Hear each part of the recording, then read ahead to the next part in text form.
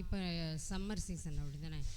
Summer சீசனில் நிறைய என்ன போட்டிருக்காங்க, நிறைய ஸ்டால்ஸ் போட்டிருக்காங்க, நிறைய இளநீர். ஏன் அப்படின்னா வெயிலோட தாக்கம் வந்து ரொம்ப அதிகமாக இருக்கிறதுனால எங்கே போனாலும் தாகத்தை தீர்க்கறதுக்காக என்ன செய்கிறோம், இளநீர் குடிக்கிறோம். அப்படி நம்மளுடைய தாகத்தை என்ன செஞ்சுக்கிறோம், தணிச்சுக்கிறோம். நான் ஆண்டவருக்கு ஒரு பெரிய தாகம் இருந்தது. அது என்ன தாகம் அப்படின்னு நம்ம பார்க்க போகிறோம். அவருக்கு இருந்த தாகம் வந்து ஆத்ம தாகம். நம்மளுடைய ஜனங்களை எப்படி மீட்கணும் அப்படிங்கிற ஆத்ம தாகத்தோடு இருந்தார். அவர் பிதாவின் சித்தத்தை நிறைவேற்றுதலுக்கான ஒரு தவிப்போடு இருந்தார். தாகமாக இருக்கிறேன் என்றார். பிரதர் விஜய் அவர்கள் இந்த செய்தியை நம்மோடு கூட பகிர்ந்து கொள்வார்கள். கரவொலி எழுப்பி அவர்களை வரவேற்று.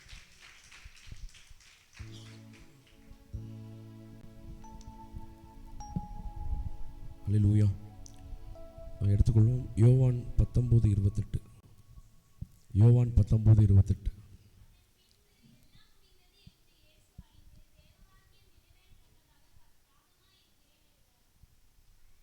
மறுபடியும் வாசிங்க.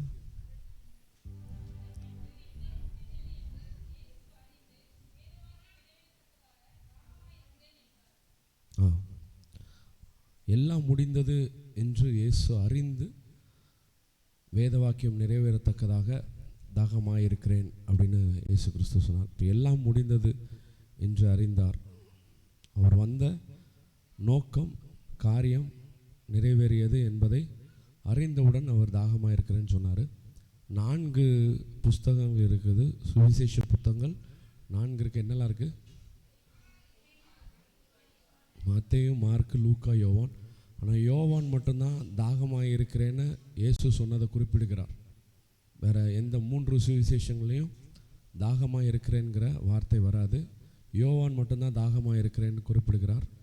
பாஸ்டர்மா சொன்னது போல் தாகமாக இருக்கிறேன்னு சொல்லி அவர் ஆத்தும தாகத்தை குறித்து அவர் சொல்லியிருக்கிறார் அப்படின்னு சொன்னாங்க. மேபி அப்படியும் இருக்கலாம். ஆனால் என்னோட வியூ, என்னோட பார்வை அது வேறு. நான் அது ஏன்னு சொல்கிறேன். அதாவது நீங்கள் பார்த்தீங்கன்னா மத்தேயு ஏன் 4 சுவிசேஷங்கள் இருக்குது? 4 சுவிசேஷங்களும் என்ன பண்ணுது? ஒரே விஷயத்தை தான் சொல்லுது. இயேசு பிறந்தார், வாழ்ந்தார், மக்களுக்காக வாழ்ந்தார், மரித்தார். எதுக்கு 4 சுவிசேஷங்கள் எழுதப்படணும் அப்படின்னு சொல்லி கேட்டோம்னா, மத்தேயு வந்து எதை நோக்கமாக வச்சு எழுதினார்னா, இயேசுவை யூதர்களுக்கு ராஜாவாக காட்டணும் அப்படிங்கிற நோக்கத்தோட மத்தேயு எழுதினார். எதுக்காக எழுதினார்?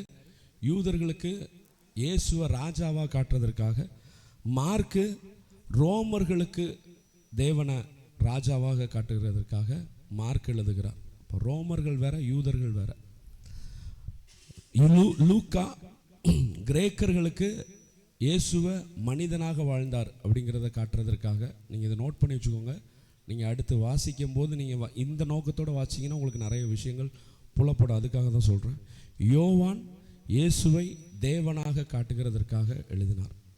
இப்போ தேவனாக காட்டினதுக்காக எழுதினவர் தாகமாக இருக்கிறேன் அப்படின்னு சொல்லி ஏன் எழுதினார் அப்படின்னா, இயேசு கிறிஸ்து இந்த உலகத்தில் வாழும் பொழுது 100% தேவனாகவும் இருந்தார், 100% மனிதனாகவும் வாழ்ந்தார்.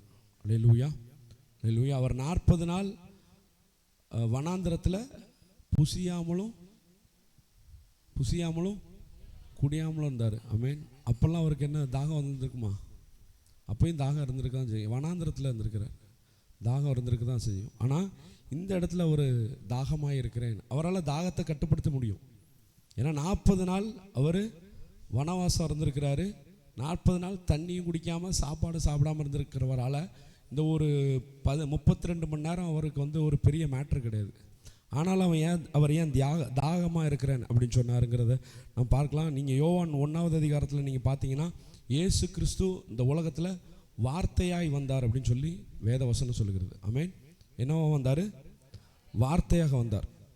இப்போ பாருங்கள், சங்கீதம் 69வது சங்கீதத்தில் 21வது வசனம்.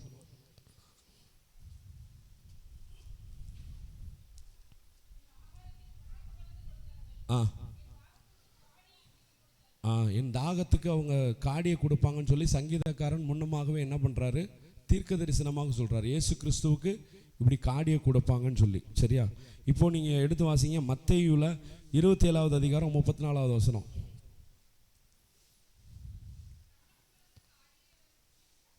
கசப்பு கலந்த காடியை அவர்களுக்கு குடிக்க கொடுத்தார்கள். அவர் அதை ருசி பார்த்து குடிக்க மனதில்லாதிருந்தார். அல்லேலூயா. அவர் காடியை என்ன பண்ணார், குடிக்க மனதில்லாதிருந்தார். இதோ இன்னொரு புக்கில் பார்த்தீங்கன்னா அவர் காடியை வாங்கின பின்பு எல்லாம் முடிந்தது என்று சொல்லி அவர் உயிர் விட்டாருன்னு சொல்லி வரும். இப்போது இங்கே அவர் என்ன குடிக்க மனதில்லாதிருந்தார், ஆனால் அங்கே குடிக்கிறார். ஏன் இங்கே குடிக்கல? அவர் அங்கே என்ன பண்ணுறார் நீங்கள் சொல்ல வேணாம். இங்கே குடிக்கல, அங்கே குடிக்கிறார். புரியுதா நான் சொல்கிறது? இந்த வசனத்தில் என்ன போட்டிருக்கு, அவர் அதை ருசி பார்த்து குடிக்க மனதில்லாது இருந்தார். இந்த காடியை குடிக்கல அவர். இன்னொரு இடத்துல பார்த்தீங்கன்னா அவர் காடியை வாங்கின பின்பு எல்லாம் முடிந்தது என்று சொல்லி தன் ஆவியை ஒப்பு கொடுத்தார் அப்படின்னு சொல்லி வரும். ரெண்டு வகையான காடி இருக்குது. இது ஏற்கனவே நான் சொல்லியிருக்கிறேன். ரெண்டு வகையான, சொல்லுங்களேன், ரெண்டு வகையான. இந்த காடி பெயின் கில்லர். இந்த காடி என்னது, தலைவலிச்சா என்ன பண்ணுவீங்க, மாத்திரை போடுவீங்கல்ல. இந்த ஜூலி சொன்னது போல் இந்த சிலுவை மரணங்கிறது மிக கொடூரமான மரணம். அதுலேயும் இயேசுக்கு கொடுத்தது மிக கொடூரமான மரணம். இயேசு வலியினால் அவ்வளோ துடிக்கிறாரு. அவங்களுக்கே தெரியுது இப்படி கொண்டு போனான்னு இவர் செத்துருவார் அப்படின்னு சொல்லி. ஸோ இவங்க என்ன பண்ணுறாங்க, அவருக்கு பெயின் கில்லர் கொடுக்க. பொதுவாகவே எல்லாருக்குமே அங்கே என்ன பண்ணுவாங்க, இந்த பெயின் கில்லர் கொடுப்பாங்க. இது கொடுத்தா கொஞ்சம் வலி தாங்க முடியும், உயிர் உடனே போகாது. ஸோ அதை அவர் வாங்க விரும்பலை. ஏன் வாங்க விரும்பலை தெரியுமா? அவர் வலி வேதனைப்படணும். உங்கள் பாவத்தையும் என் பாவத்தையும் அவர் சுமக்கணும். அந்த வலியை அவர் தாங்கணும். அந்த வலியை அவர் படணும். படுகிறதன் மூலமாக உங்களுக்கு எனக்கு மீட்பை கொடுக்கணும். அதுதான் முதலாவது திட்டம், தேவனுடைய திட்டம். அடுத்த ஒரு வசனத்தில் பார்த்தீங்கன்னா அவர் காடியை வாங்கின பின்பு அவர் உயிரை விட்டார் அப்படின்னு சொல்லிடுவோம். அந்த காடி என்னென்னா ஆன்டிகோயாகுலண்ட் அப்படின்னு சொல்லுவாங்க. குளோபிடோகிரல் மாத்திரை எத்தனை பேர் சாப்பிட்றீங்க? குளோபிவாஸ், குளோபிலெட் அண்ணா, ஜான் அண்ணா, நீங்கள் சாப்பிட்றீங்களா? குளோபிடோகிரல் அப்படின்னு சொல்லி ஒரு டேப்லெட் இருக்குது. அந்த டேப்லெட் என்ன பண்ணுன்னா ரத்தம் உறையாமல் இருக்கும்படி செய்யும். அதாவது ஹார்ட் அட்டாக் வந்தவங்க, பக்கவாதம் வந்தவங்க, இந்த நரம்பில் ரத்தம் கரெக்டாக ஓடணும் அப்படிங்கிறவங்க இந்த மாத்திரையை சாப்பிடுவாங்க. அடப்பு ஏற்பட்டுருச்சுன்னா என்ன ஆகிடும், உயிர் போயிடும். ஏதாவது ஒரு பாட்டு அது உடம்புல ஒரு உடம்பு செயலிழந்து போயிடும். நரம்பில் டோட்டலாக எல்லா இடத்துலையும் ரத்தம் சர்க்குலேட் ஆகிட்டே இருந்தால் தான் நம்ம இயங்க முடியும். எங்கேயாவது ஒரு இடத்துல அடப்பு வந்துச்சுன்னா அங்கே ரத்தம் போகாது. ரத்தம் போகலைன்னா அந்த இடம் செயலிழந்துடும். இப்போ இந்த டேப்லெட் சாப்பிடும்போது என்ன ஆகுனா, ரத்தத்தை உறைய வைக்காது. என்ன பண்ண வைக்காது? ரத்தத்தை உறைய வைக்காது. இப்போ அட்டாக் எப்படி வருது? இதய குழாயில் அடப்பு ஏற்படுறதன் மூலமாக தான் நமக்கு என்ன வருது, ஹார்ட் அட்டாக் வருது. இப்போ இந்த குளோபிடோகிரல் மாத்திரை என்ன பண்ணுன்னா, இந்த உங்கள் பிளாட்லெட்னு சொல்லுவாங்க. ரத்தத்தில் 3 விஷயம் இருக்குது. அதில் ஒன்று பிளாட்லெட், WBC, RBC, பிளாட்லெட்ஸ். இந்த 3 விஷயந்தான் ரத்தத்தில் கலந்துருக்கு. இந்த பிளாட்லெட்ஸோட தன்மை என்னென்னா, கையை வெட்டிட்டோன்னா 2 நிமிஷம் பிடிச்சிருந்தோன்னா ரத்தம் உறைஞ்சிரும். இந்த பிளாட்லெட் இருக்கிறதுனால தான் உங்களுக்கு ரத்தம் உறையுது. இப்போ இந்த குளோபிடோகிரல் மாத்திரை என்ன பண்ணாது, இந்த பிளாட்லெட்டை உறைய வைக்காது. இப்போ இந்த மாத்திரை போடுறவங்க கை வெட்டுச்சு, இல்லை உங்களுக்கு ஏதாவது ஒரு ஆக்சிடெண்ட் ஆச்சுன்னா கொஞ்சம் சிக்கல். ரத்தம் என்ன பண்ணாது, உறையாது. உடனே அவங்க ஹாஸ்பிட்டல் போகணும். இப்போ இந்த காடி, அவர் காடியை வாங்கின பின்பு அவர் எல்லாம் முடிந்தது என்று சொல்லார் அப்படின்னு சொல்லி ஒரு வசனம் உண்டு. அது எனக்கு டக்குன்னு இப்போ எடுக்க முடியல, எனக்கு இப்போ தான் ஞாபகம் வந்துச்சது, அதனால் நான் உங்களுக்கு சொல்கிறேன். ஸோ யோவான் 19:30.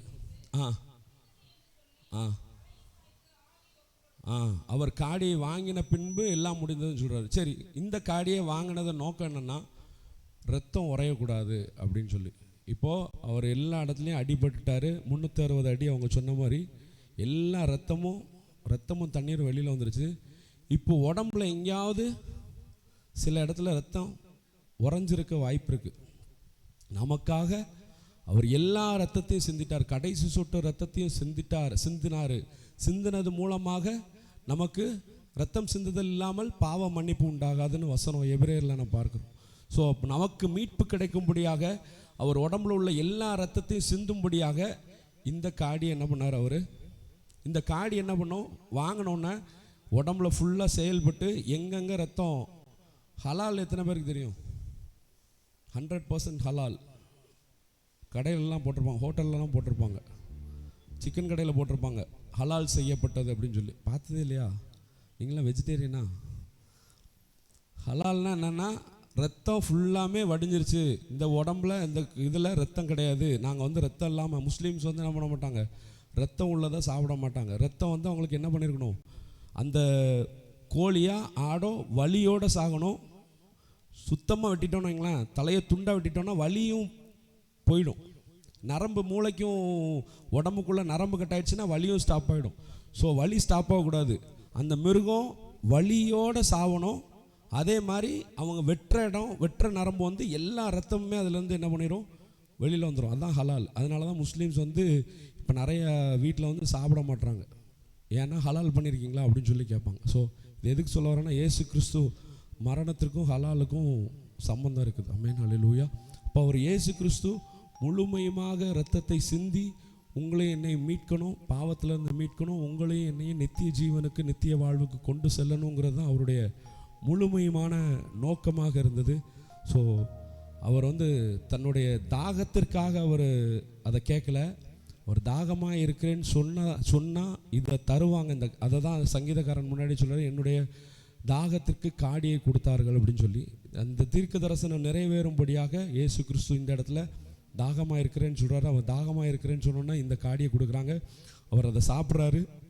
சாப்பிட்டோன்னு என்ன ஆயிடுது, அங்கங்கே மிச்சம் உள்ள ரத்தம் ஃபுல்லாக வெளியேறிடுது. பூரண மன்னிப்பு, பூரண மீட்பு, நாம் பூரணராக மாறி இருக்கிறோம். அல்லேலூயா. ஒரே ஒரு விஷயம் நீங்கள் தெரிஞ்சுக்கோங்க, இந்த காடியை அவர் இப்படிங்கிறதுக்குள்ளே மாற்றுறதுக்கு எவ்வளோ நேரம் ஆகும்? இந்த சிலுவை மரணத்தை இப்படிங்கிறதுக்குள்ளே மாற்றுறதுக்கு எவ்வளோ நேரம்? தண்ணீரே திராட்சை ரசமாக மாற்றினார். இவருக்கு இதெல்லாம் ஒரு மேட்டரே கிடையாது. அவருக்கு எல்லா வல்லமையும், அவர் சிலுவையில் இருக்கும்போது அவர் 100% மனிதனாக இருந்தார், 100% தெய்வனாக இருந்தார். அவர் நினச்சிருந்தா வலி இல்லாமல் பண்ணியிருக்கலாம், அவர் நினச்சிருந்தா ரத்தம் சிந்த முடியாமல் பண்ணியிருக்கலாம், அவர் நினச்சிருந்தா இவங்க மனசெல்லாம் மாற்றிருக்கலாம். டக்குன்னு ஒரு நிமிஷத்தில் அம்னீசியாக கொண்டு வந்திருந்தாருன்னா என்ன பண்ண முடியும்? அவனால் ஒன்றும் பண்ண முடியாது. ஆனாலும் அவர் தன்னுடைய வல்லமையெல்லாம் அடக்கி கொண்டு மனிதனாக வெளிப்பட்டு அவர் மனுஷரூபமாய் காணப்பட்டு அப்படின்னு சொல்லி நம்ம பிலிப்பியரில் இருக்குது, அவர் மனுஷரூபமாய் காணப்பட்டார். சிலுவையில் மரண பரியந்தமும் அவர் தன்னைத்தாமே தாழ்த்தினார் அப்படின்னு சொல்லி வேதவசனம் சொல்லுகிறது. அவர் மனிதனாக இருந்து பூரண வழி, எல்லா வழியும் அவர் நமக்காகப்பட்டு நாம் நித்திய ஜீவனை அடையும்படியாக, நாம் சந்தோஷமாய் வாழும்படியாக கர்த்தராக இயேசு கிறிஸ்து அன்று ஒரு நாள் மரணித்தார். அதன் மூலமாக நாம் இன்று ஜீவன் பெற்று நாம் வாழ்ந்து கொண்டிருக்கிறோம். அல்லேலூயா.